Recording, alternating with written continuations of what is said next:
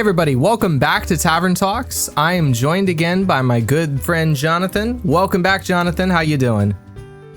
I'm doing great. How are you? I'm doing well. I'm excited for what the season brings us. Today starts, well, I guess technically last week, but this week we're going to start talking about Christmas because we are past the Thanksgiving holiday and very excited for all the holiday festivities that are coming up. But before we get into that, make sure for those watching the video that you like the video, subscribe to Velvet Games, and ring that bell so that you're notified when the next video drops. Let's go ahead and get right into it.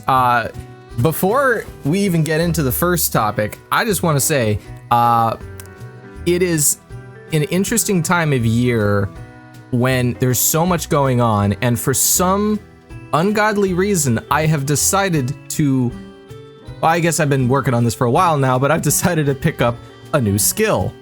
I feel like that's something that you can always benefit from, you know? So I am currently in the process of learning Spanish again because I took it in high school and frankly, I don't remember it. You know, I personally like Rosetta Stone. I'm not gonna crap on it because I'm sure for some people it works really well, but for me personally, I took that as my high school Spanish or foreign language, and it did absolutely nothing for me. Like, I do not remember it at all. It's extremely unfortunate too because I am half Latino, and you know, I've got my whole side of the family that speaks some level of Spanish, and I just don't. But I wasn't raised with it. My dad doesn't speak it. My sister doesn't speak it. My mom probably speaks better than the three of us, and she is white as white gets. So with that, Jonathon, are you learning any new skills beyond what you're doing in college? Yeah, actually, it kind of just like happened.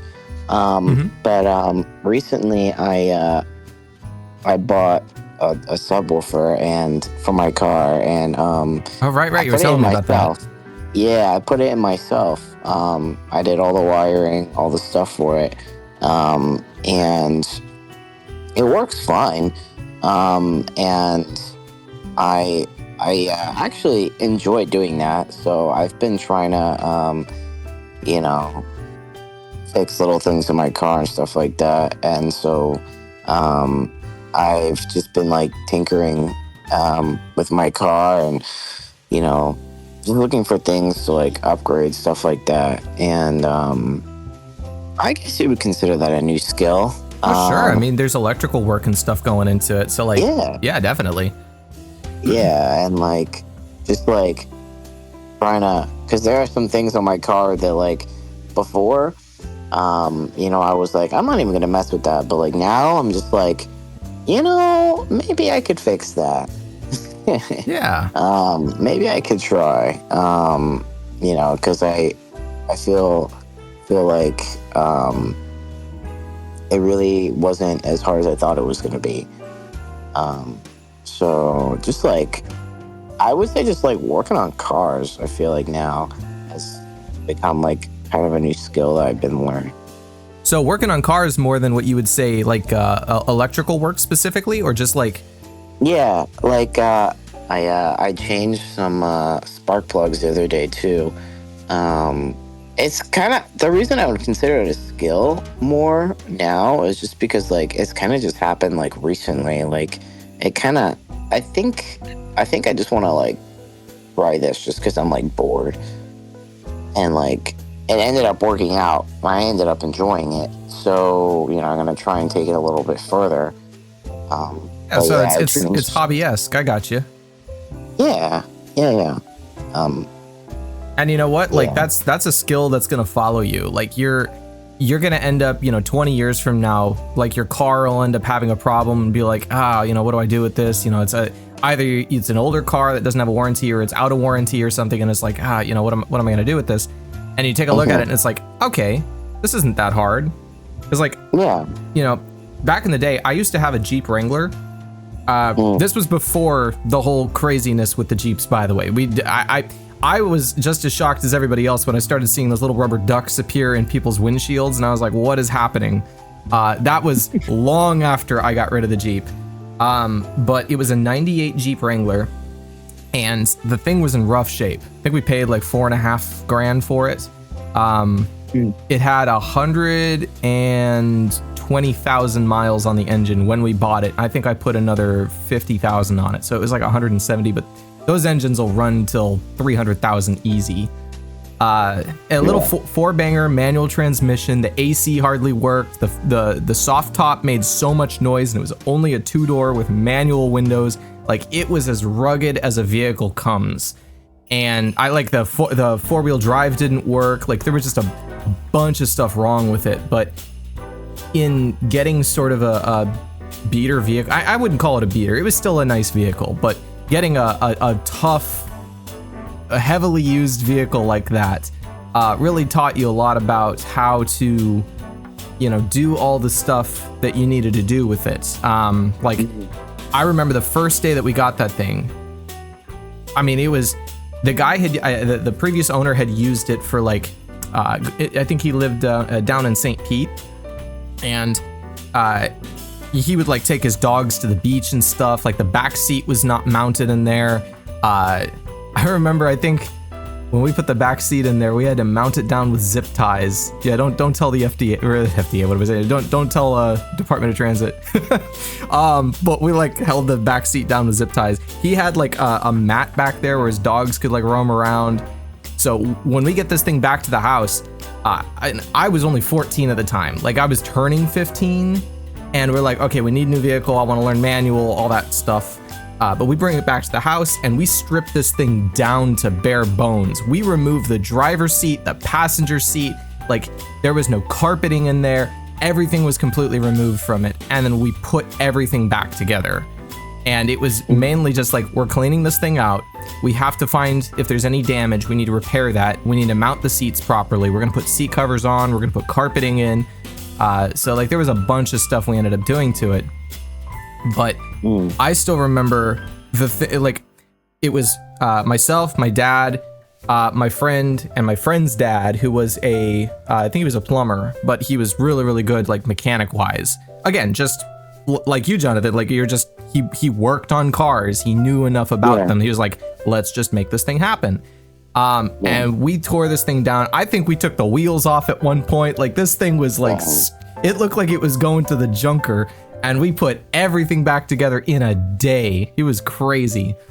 But, learning on that vehicle is still one of the better experiences I've had, mainly because I've learned so many skills. Like, to this day, I can still drive manual transmission. And it translated into, like, riding a motorcycle, which is, I mean, unless you buy one of the higher end models or one of the new Hondas, like, it's always manual transmission.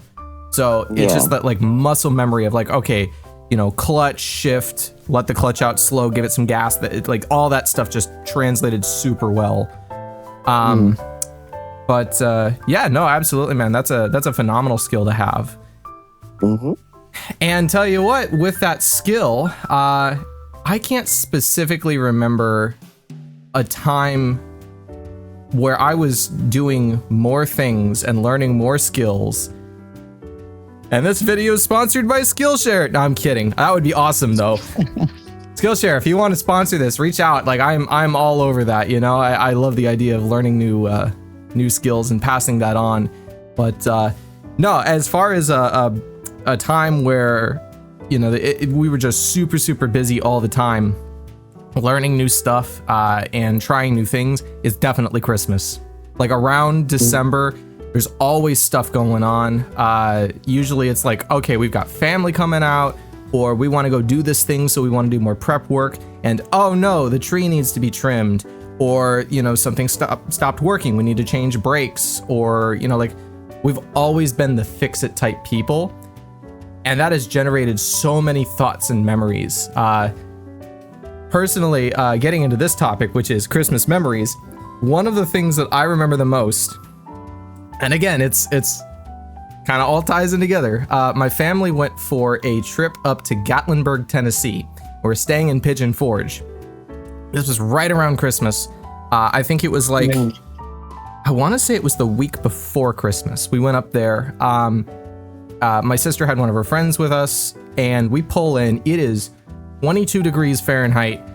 And we're like, especially you compare it to like dry Tennessee weather, around Christmas. It was really dry. I think the humidity was like 30% maybe. It was not comparable. Like when it's cold here, it sticks to you because of the high humidity. But when you're in a place like that, you step out, it's 22 degrees and it's like, oh, it feels like it's in the 50s. It does not feel the same. So, we're walking around. I got a coat just because there's a little bit of wind. We're walking our dog, and we pull in. Like, my parents had to go in and check into the RV place, but it's already closed. Like, they had to go get the stuff. They held on to it for us. They were super cool about that, and we're keeping the RV idling just because it's like, it's really cold. Let's make sure that the engine doesn't shut off. It's a little older, and just keep everything warm and fine, but we got to go walk the dog. We come out, the door slams behind us, normal, no problems. We come back to it, and the latch is frozen shut. So the RV is sitting there idling, like engine running, heaters on. My parents are in the building with no coats.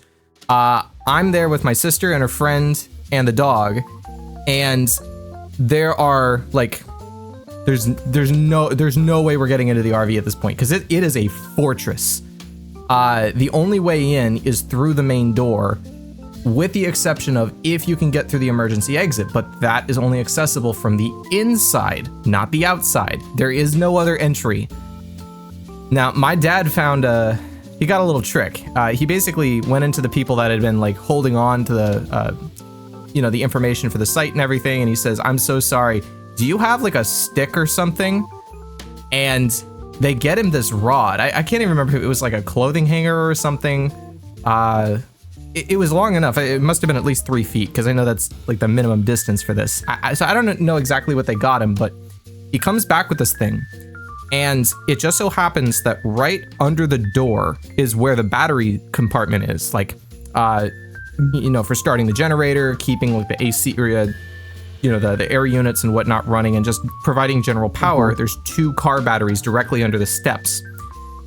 He goes under, and there's an access panel in that stairs that opens up where he's able to then use this stick to unlock the RV that had like it like the latch had like locked itself. I don't even know how that happened, but it just did.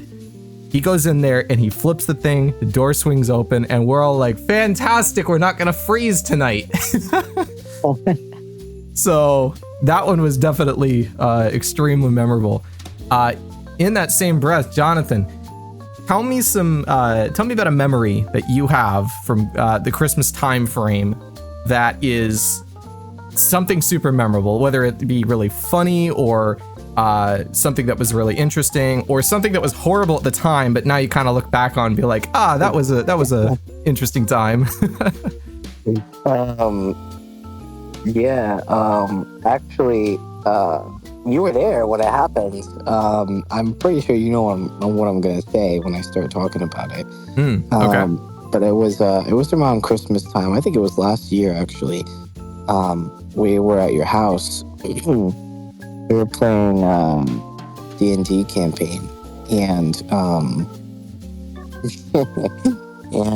I think it was around Christmas time because literally we were there was a bunch of us. It was me, you, and then Alex, and then Austin. And we were sitting around the table, and you were like, does anyone want any eggnog? Oh, no. No, you can do this to me publicly. That's mean. No. Go on. It's funny. You've already started it. Go on.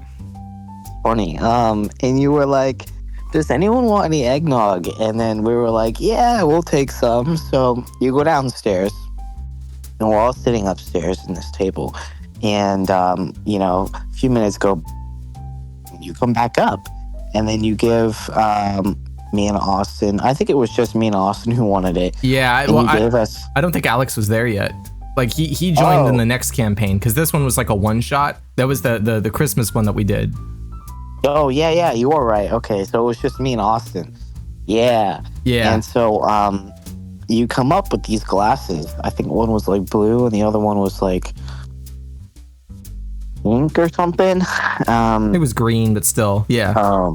Yeah, it was green. So it was blue and green. And then and then I'm just like, "Oh, thanks." And I start drinking it and I'm just like, this tastes kind of funny. And and I keep drinking it, not really thinking much of it. But in my head, I'm just like, this must be like some new eggnog or something, because this doesn't taste right. Like it tastes kind of like more bitter than usual. But I drink it anyway. And then Austin, he he starts drinking it, and he's just like, what is this? And then he's like, this doesn't taste right either. And I think he described it as, he says, this tastes like ranch. Why does this taste like ranch? Yeah. He was like, this tastes like ranch. And then I was like, yeah, now that you mention it, it kind of does taste like ranch. And then you were like, what the heck? That's kind of weird. So I think you go downstairs, or I think did we all go downstairs or just you? No, it was just me. I went to go look to see what it was. Yeah. Yeah, you go downstairs to go look and see what it was, and then you look and then you come back up. They're just like, guys, I'm so sorry, but that's actually buttermilk. That's not eggnog. Yeah, so for context here, so I am not an eggnog person. I've tried it, I just don't like it. You know, it is what it is. And normally my dad ends up getting eggnog, and I asked him, I was like, hey, do you mind if I serve some of this? And he's like, no, go ahead. I got another jug in there anyway, and if there's not enough, that's fine. Then we'll crack into the new one because it's gonna go bad anyway. And I'm like, cool. So I go in there and I get this, it's like a half gallon or whatever. It's the little upright container. It's got a green lid on it, and I look at it and it was like, first glance, I'm like, that's eggnog. Because what else would it be? That's how my dad buys it. It looks pretty similar to the container. It almost looked like what's the one? The Happy Cow or whatever it is. I forget exactly which brand, but and I pour a couple glasses of it. I'm like, it looks thick. It's kind of yellowy. That looks like eggnog. It's got to be eggnog. Cool. I serve it. They're like, this is not eggnog. I go down and take a look at it, and it's buttermilk. My mom was going to be making. She was going to be making carrot cake, and she needed that for the icing, I believe. I did not know that she had bought buttermilk. I was under the impression there was no buttermilk in our fridge. So I'm like, I did not really read the thing. I just thought this was eggnog. And then they mentioned it. They're like, this tastes like ranch. I'm thinking, okay, something's wrong, because I don't think eggnog's supposed to taste like that. So it's either bad or this is not eggnog. Yeah, and what's funny is I actually drank all of it just because I didn't want that to be still rude. shocks me. Like, the fact that you drank basically a whole cup of ranch. Honestly, at that point, man, that's on you. I'm gonna put that on you. It is, but I think Austin only took like a sip, and he was just like, no, I'm not doing this. And I don't blame him. It's buttermilk. Yeah, I didn't want to be rude, so I just drank all of it, but I definitely regret doing that because I was not having a good time later. No. Oof. Oh man, but that is really funny. Yeah, honestly, like there's a lot of craziness that can happen over the holidays. I think part of it was that I was just in a rush, so like I didn't look at the label. I was just like, oh, this has to be eggnog. I want to get back upstairs quick because I'm DMing this. If I'm serving and also DMing, I don't want to make them wait 10 minutes for me to bring some a couple of drinks upstairs. So, but with that in mind, let's go ahead and pivot and transition. Going from being super, having a lot of fun with Christmas memories and go into the antisocial side of things with Gmod. I know we were going to talk about this before we mentioned in a earlier episode that we were going to talk about this, and I don't know about you, but I have played Gmod a long time. Like, we go back to like, I think I've played it since like 2014, 2015. So yeah, I guess it's about a decade I've played this thing, and I know it's been around longer than that, but even so, you know, especially on like my first computer, which there you go, there's another Christmas memory. I remember getting my first like tower computer. I think I was like 16 or 17. I got my first tower computer, and the first thing I did is I was like, oh, let's get some games for it. But of course, my computer was just very, very basic. It didn't have any ability to really run most things. I didn't know many people. And it was around that time that I found out that George actually had, he also played Steam games and stuff. And that's really how we got really close as we started playing those. But one of the games that my computer could run, and like I'd seen some gameplay and stuff on it, was Gmod. Garry's Mod, for those who are unfamiliar with it, which is a mod for Half-Life 2. Now that game sounds, it's getting up there. I think Half-Life 2 is what, like 2006? Yeah. Let's see. Old. It's $10 right now on Steam, which is crazy. It came out in 2004. That game is 20 years old. That is crazy. Okay, so some of our listeners, especially if you are a good bit younger than me, do not remember Half-Life 2, and you probably don't know all the hubbub about, Half-Life 3 and all the shenanigans that go into that, and the meme that, when are they gonna, when's Steam releasing Half-Life 3? But one of the things that it spawned, along with Counter-Strike, was Garry's Mod, which is basically just a big sandbox environment using the figures and game engine from Half-Life 2, which was, back in its day, by the way, absolutely groundbreaking. There was a lot of stuff that they used in that game that is still considered half decent even today, and has really laid the groundwork, I think, for modern first-person shooter games and other sandbox environments. They were the first to do it, as far as I'm aware, and they did it the best, as far as I'm aware. But tell me a little bit about your history with Gmod.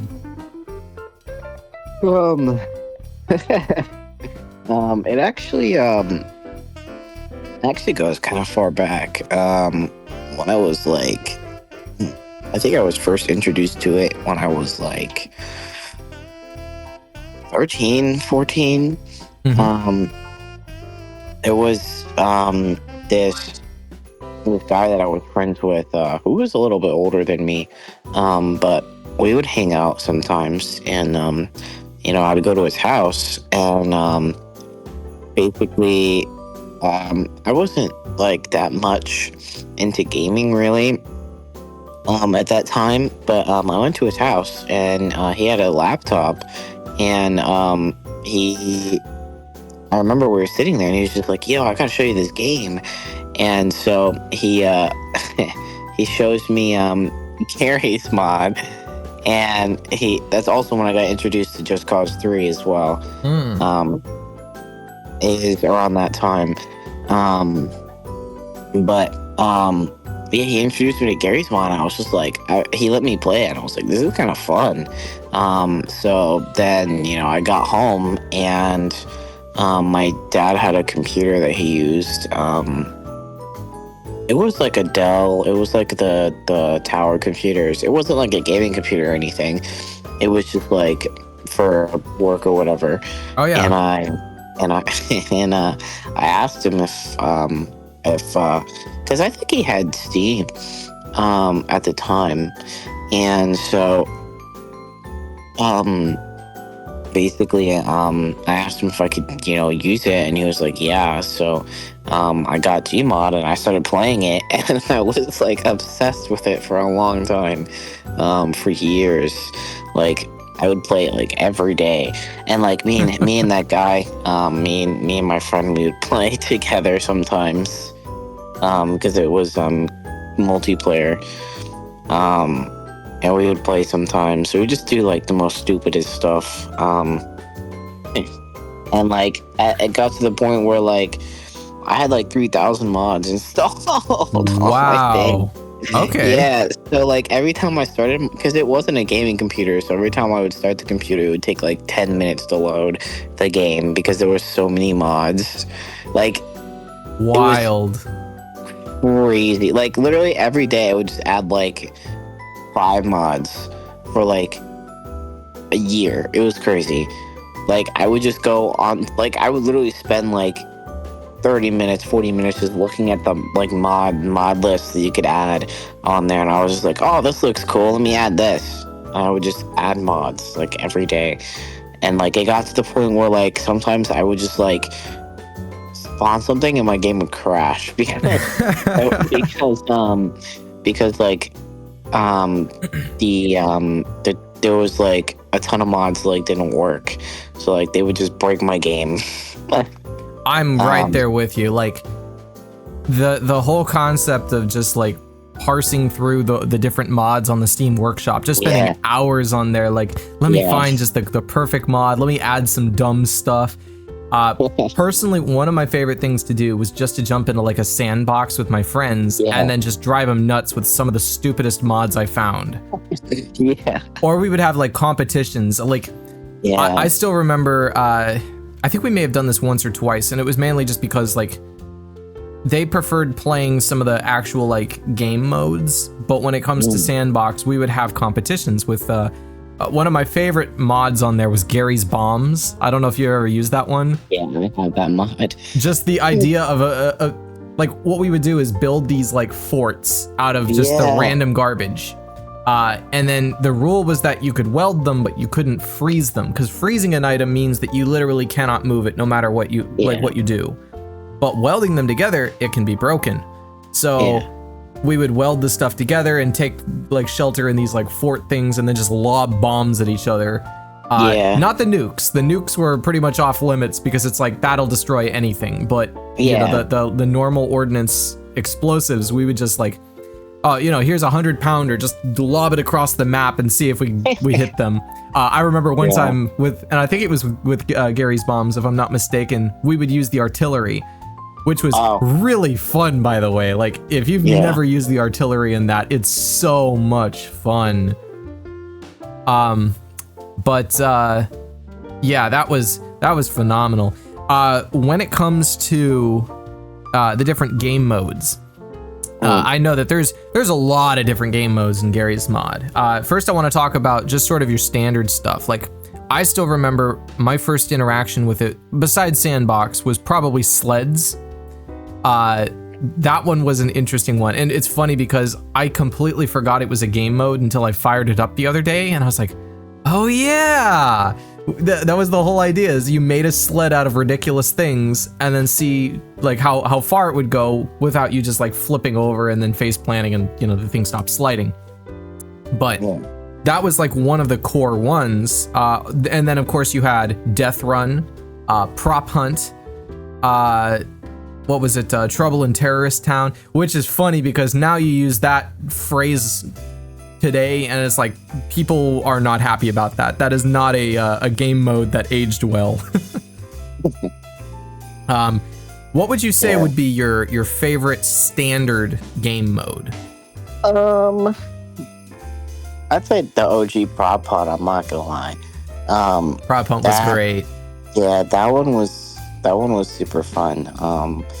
That was like the one that I really only played too, was the Prop Hunt, just because I literally would only play like Sandbox. For real. Like that, the Sandbox was so good that it just, if you weren't playing with friends, like Sandbox is where you were. Yeah, literally, like the couple times my friends would get on, we go on like prop hunt, but then other than that, I just go on the sandbox. And you know what's funny is like I still remember the woes we had with Sandbox, because like back in the day, it's not like this anymore. Garry's Mod finally fixed it. And I remember just like I called George the day I found out that they changed it. I was like, dude, they have dedicated servers now. This is awesome. And for the longest time, you had two options when it came to playing with friends. You could either go into a shared game mode that already existed, or you could set up a server to run this stuff, like port forward it through all of your firewalls and whatnot. You had to like whitelist it with Steam. There was this big process to setting it up, and then whoever's computer it ran on, it had to be like, which by the way, you couldn't even do it in the game. I think you had to create a server through like a third party, not third party. It was just an external application, but it was a external Steam application. Didn't run well. It was all console, so you had to like activate the thing, and then you'd have to go in and link it, create the server, change the game. Like if you wanted to change the game mode, that was a pain. And I still remember we got it maybe 5 or 6 times with Sandbox. It was only in my later like Gmod years that we ended up even figuring out how to do that. I mean, I guess there was technically the alternative of a LAN party, but who did that? You know, like especially if you had a tower, you weren't doing a LAN party with your friends. Yeah. Did you ever do a LAN party? No, I don't think so. Oh like, man, we would always just like do it over like he would be at his house and I'd be at my house. That's why. And you know what? I think that's a little bit of the age gap as well. Like it was sort of part of the former generation, if you will. For those that are not familiar with it, the LAN party was the concept of a bunch of people bringing together gaming systems that normally could connect over the internet, or maybe you had to like pay for a service or something over the internet, but they had this ability to connect locally. So then everybody would come together and you literally like basically wire your computers together. It's a little more complicated than that, but they could all be on the same network and you could play with each other without having to worry about firewalls and port forwarding. The ping was really low. That used to be really big with like Halo. People would do big LAN parties. They have like 3 Xboxes and up to like 12 players playing on Halo 3. I remember those days. And like it was a different time. We'd stay up to like 4 in the morning. You'd have pizza and Mountain Dew and Doritos everywhere. Like just like I remember doing some lock-ins like that, where they had the LAN party with the lock-ins, just the like nastiest, greasiest pizza you could find, nothing but the sugariest, most caffeinated beverages.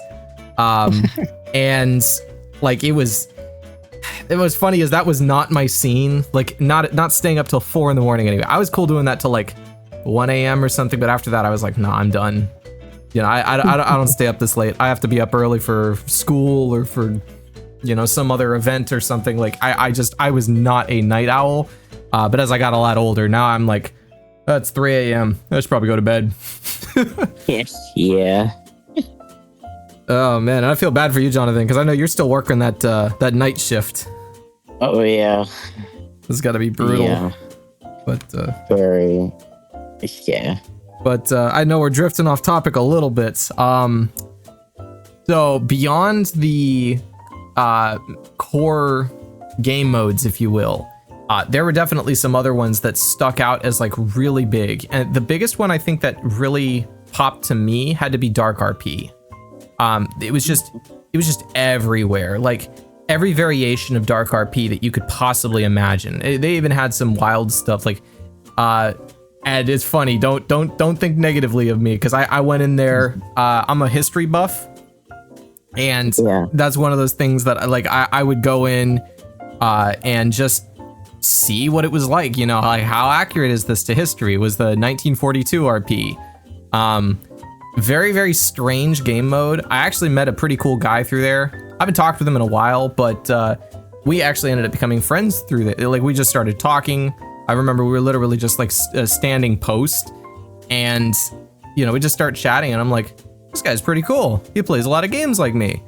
And I sent him a friend invite, and we end up playing a bunch of other stuff. He introduced me to some other games like Hearts of Iron and other things, and rest is history. But beyond that, I know Military RP was another really big one that was technically a dark RP server. That was a lot of fun back in the day. I think they had like a zombie RP. It was a lot of really cool role-playing games on there. Did you ever get a chance to play those, Jonathan? I don't think so. I think when I started playing, like, the servers, like, they weren't really, not servers, the game modes, they weren't really like that big. I think when I started playing it was kind of like dying. I'm not gonna lie. Like Gmod, like, it wasn't as popular as it used to be. I hear you. Because that was what, 4 years ago, 5 years ago. I mean, longer than that. Well, for you, I can see. Yeah, like 4 or 5 years ago. Yeah. And a lot of the game modes, I will say, like, Military RP, that was definitely before you started playing, because I think it was like 6 or 7 years ago.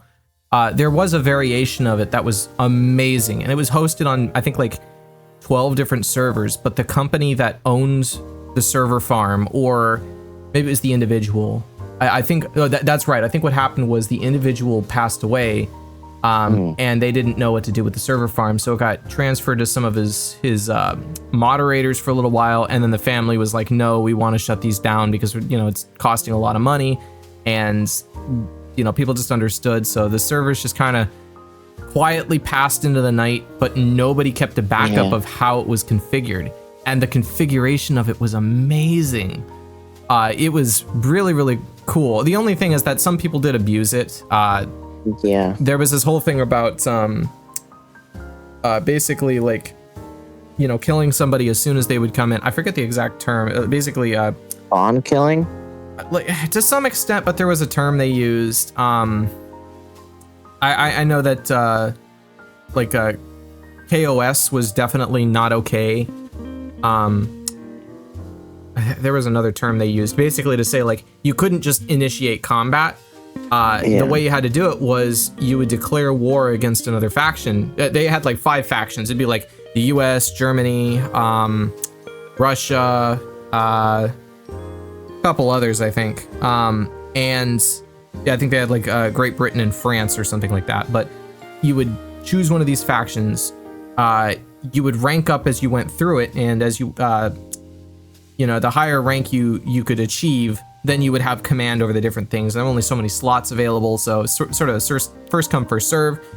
But the way it would work is that the highest in command would talk with the men and be like, okay, are we going to declare war against X faction?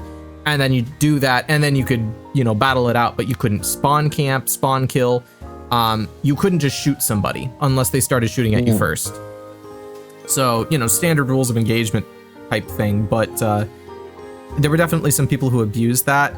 But the money printing was really interesting, because the concept of, like, you would have to buy these printers that would then sit in a corner, and over time they generate more money, and then you could use that to buy weapons.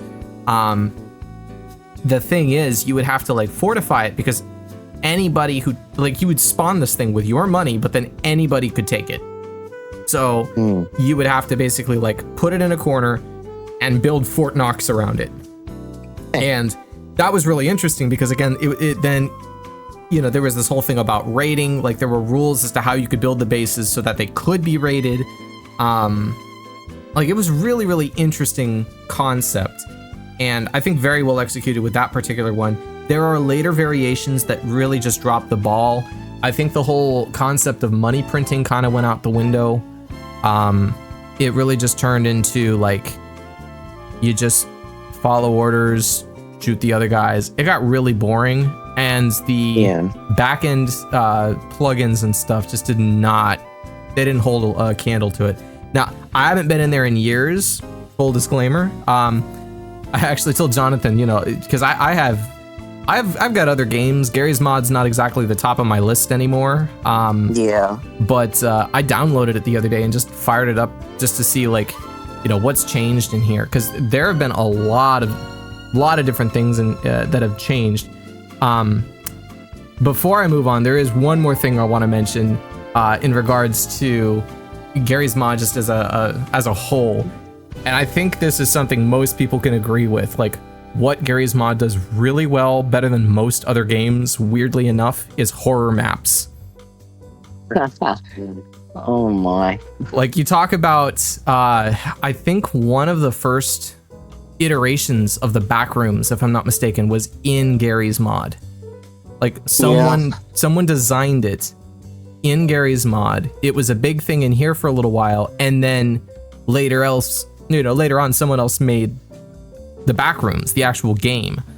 And what's interesting about it is, I think Garry's Mod being just this really, like, the color palettes, the textures, the sounds, the emptiness of it makes it a very creepy liminal space.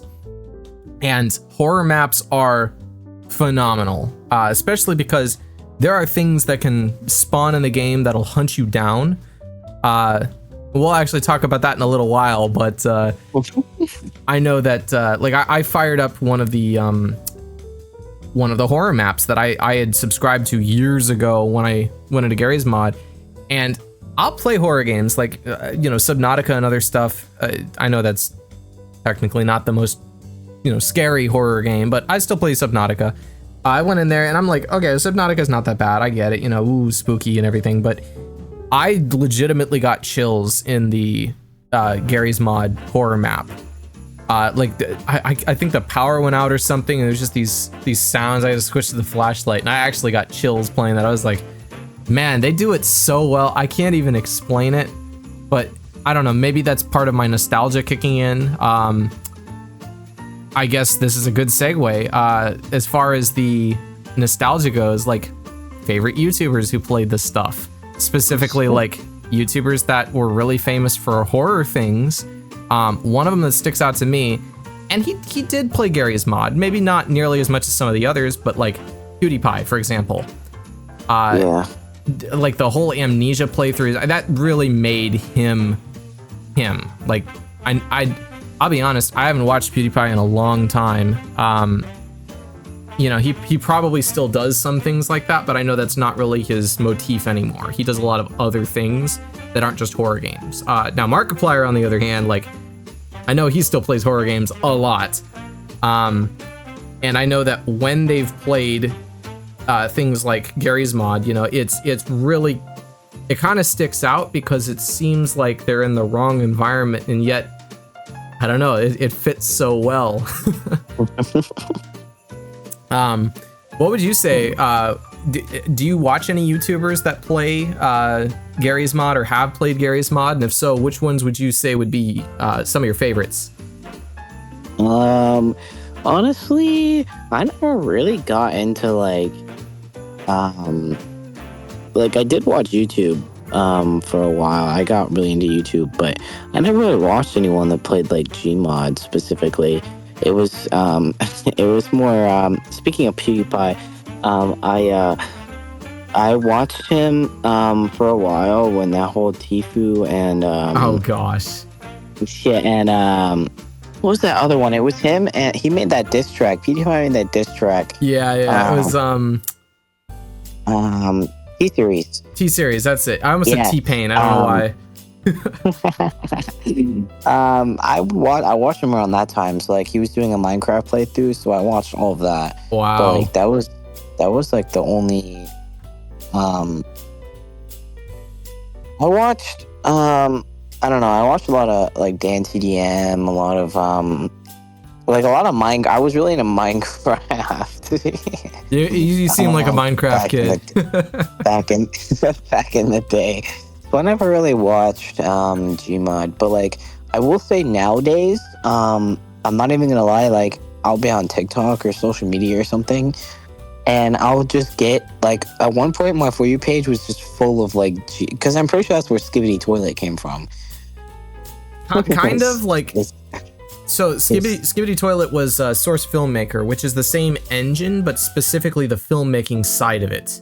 So like, you can like Source Filmmaker, if I'm not mistaken, is free.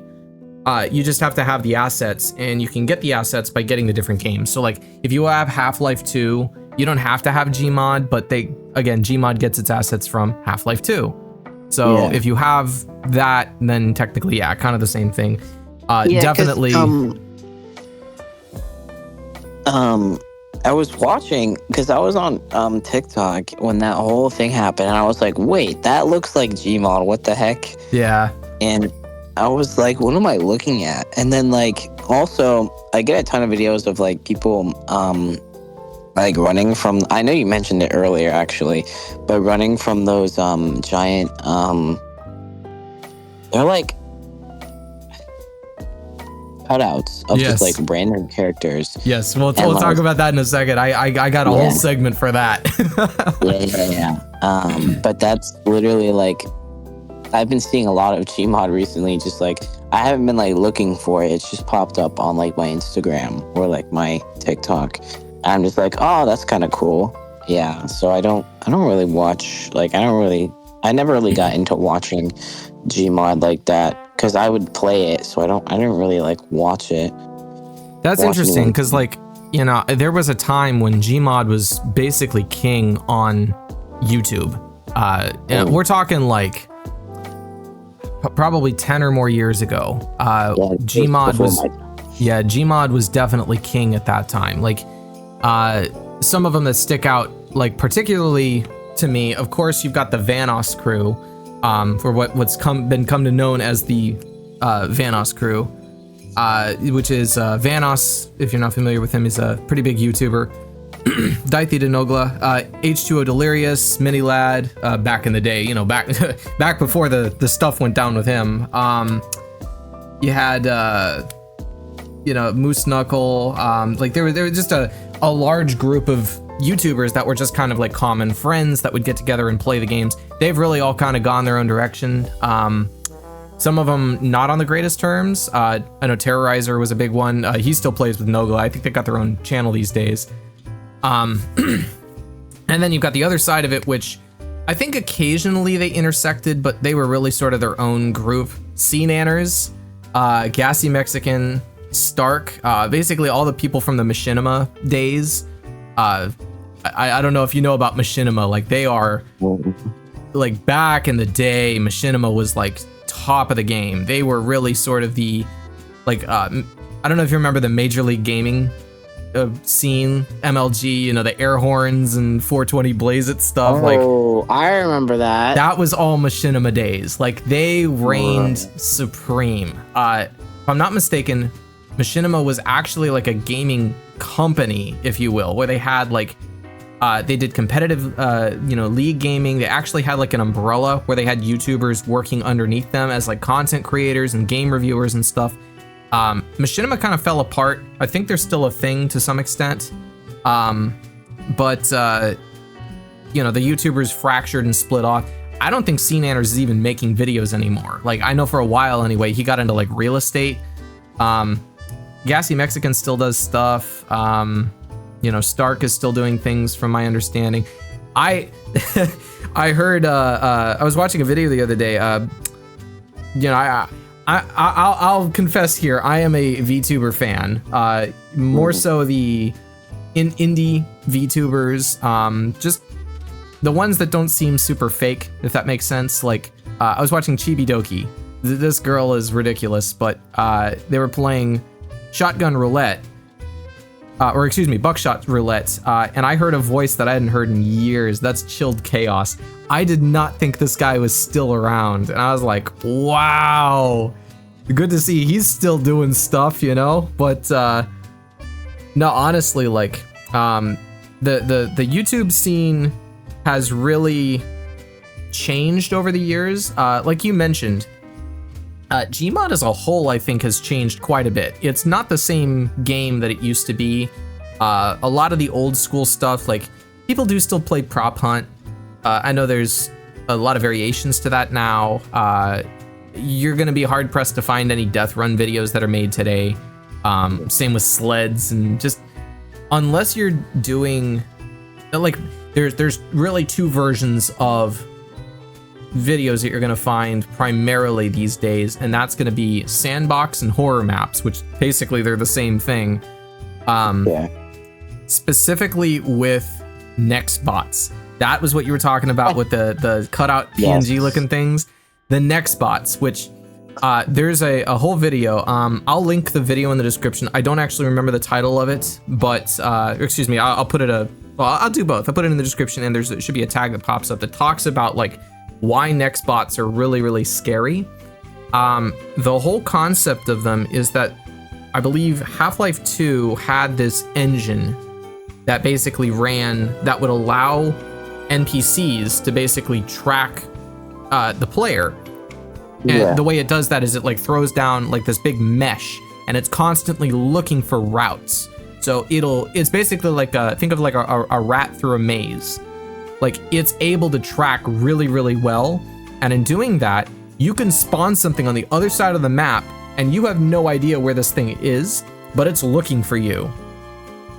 And just that constant like threat of this thing chasing you down and finding you, as well as like the uncanny movement of it. Often they could be really scary looking things. Sometimes they're just ridiculous. I know. Memes. Yes. For example, one of my favorites has to be Oni Plays did Next Bots. They did that recently, actually. And there's this one of Zach Hadel. Of course, it's the meme of, I don't know who you are, why you keep being mean to me, but you need to be nice to me right now. Hey, I don't know who you are. They got that whole meme going on. He's chasing him down, through the halls, like shouting this. And it's just, you can hear it as it's getting closer to you.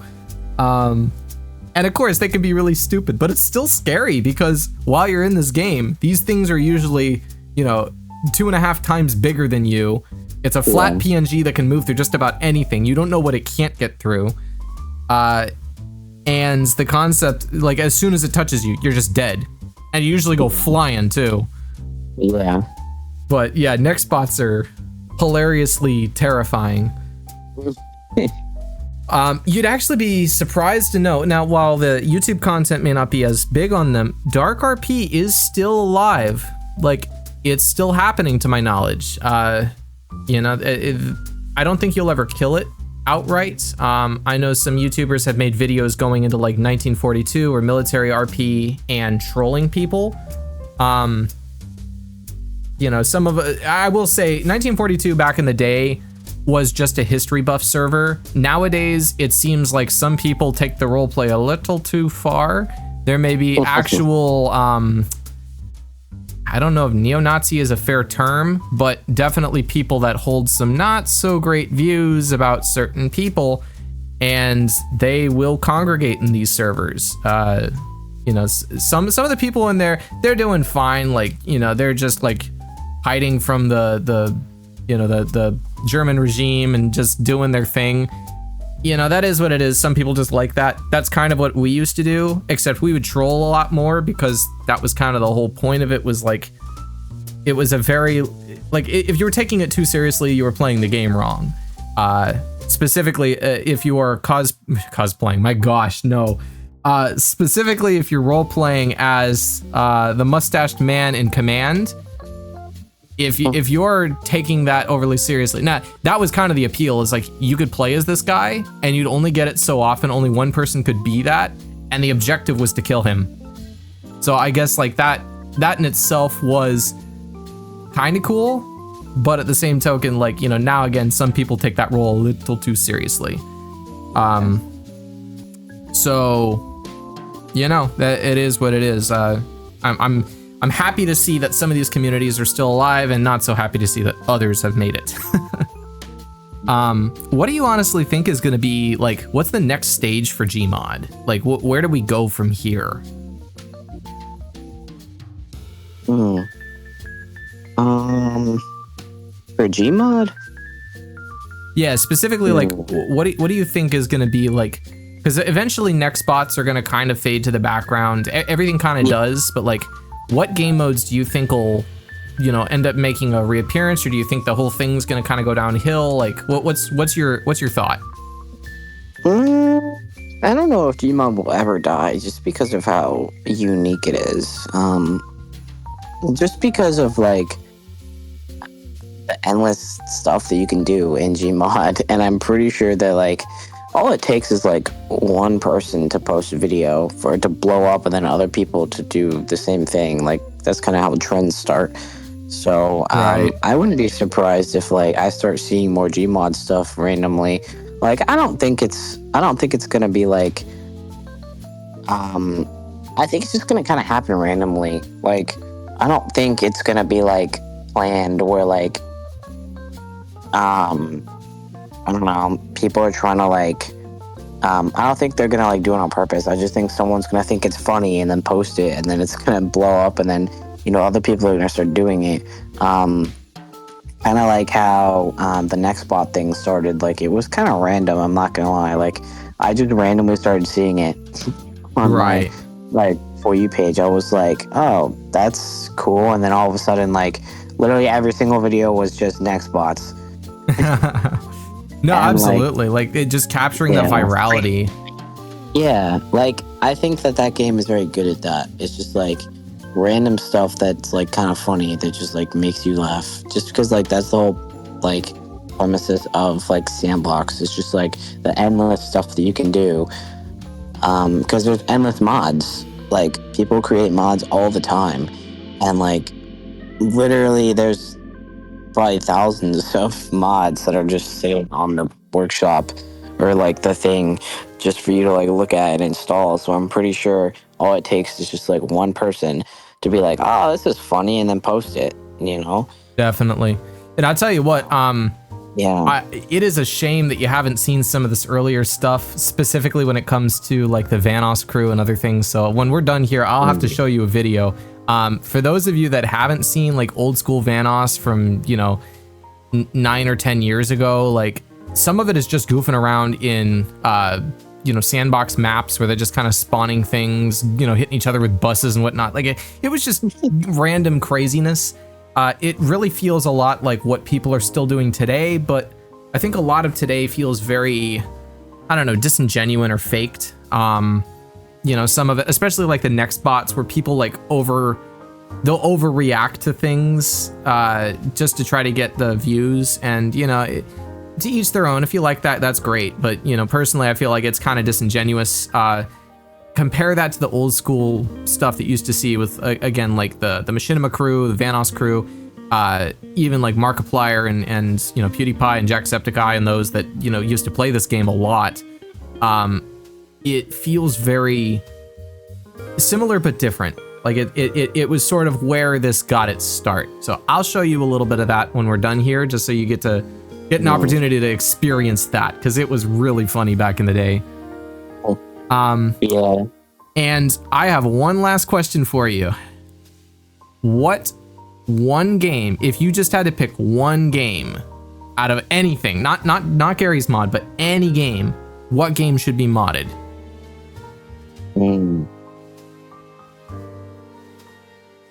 That is a good question. Honestly,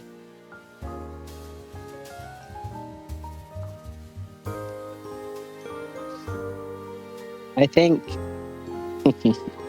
I'll go back to what I talked about last episode. Just Cause 3 should be modded. Just Cause 3 should be modded. That's the nature of that game. Just because of the craziness, or like, is it the engine? Yeah. Or? Yeah, the engine too. I think the engine is really good because I forget what engine it is, but it's I can just see it happening, because I'm not gonna lie, when I first came out, it was really glitchy.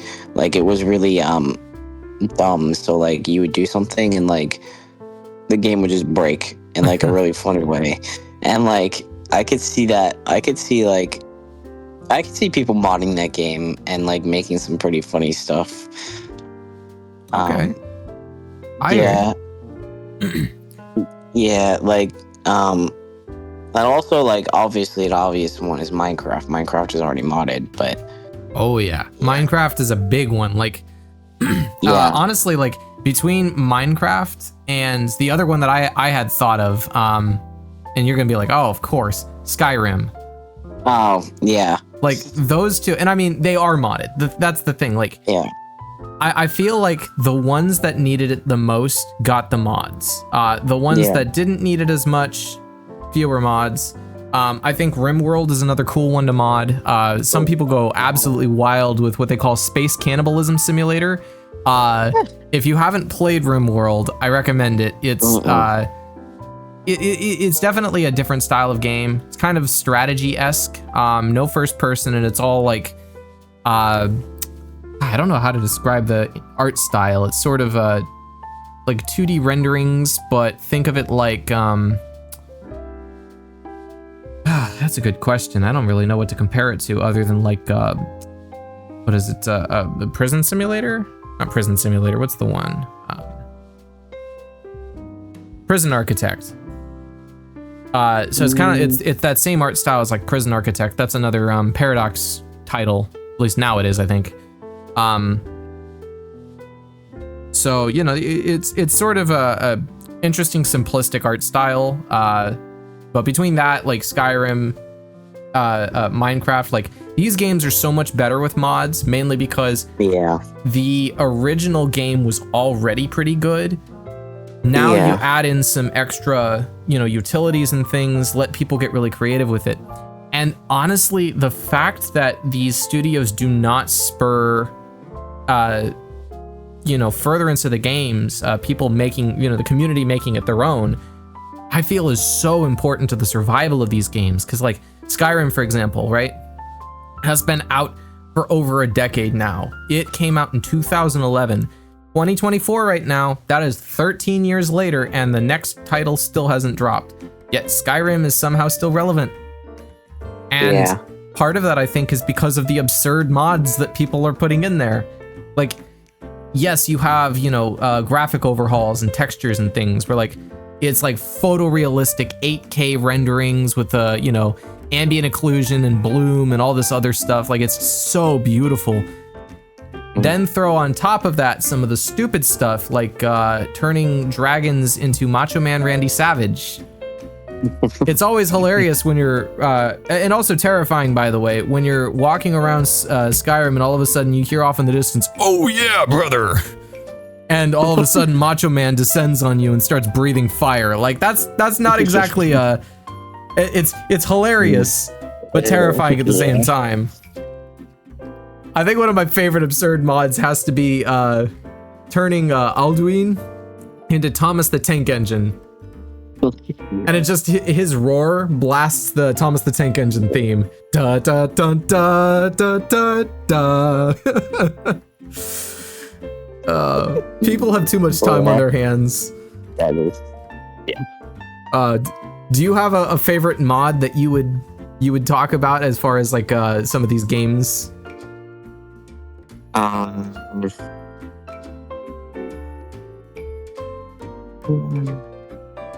Let's see. Minecraft, actually, it's not really like a stupid mod. It's That doesn't have to be stupid, just any mod.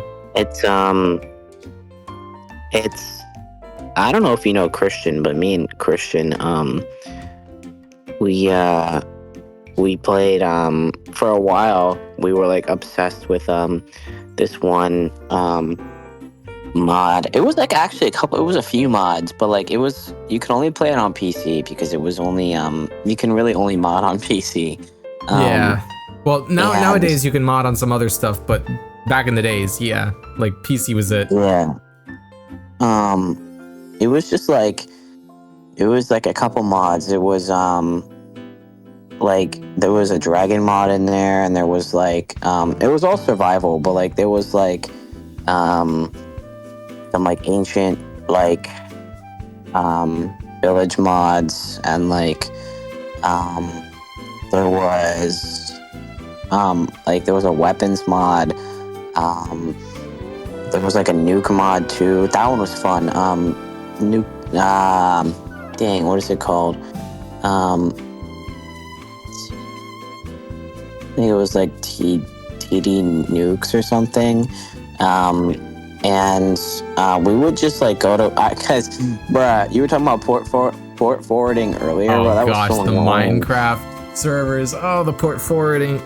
Oh, my brain yeah, still hurts so, from that. We had Alex help with that, and he couldn't really even figure it out because it's like, bruh, like literally, I went to his house, Alex's house one time, and he literally made a server for us on his computer because like we couldn't figure it out. He couldn't figure it out on my like laptop,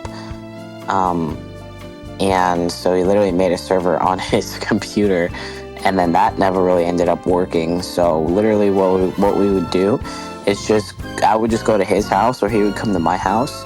We would just play together on a LAN. You liar! That is a LAN party. Okay. You've done LAN parties. Okay, so it wasn't for Garry's mod. no, okay, that's fair. No, I was just talking about LAN parties in general, like In general, yeah. Like he would I would go to his house and he would come here, and this was recent, like literally like this year.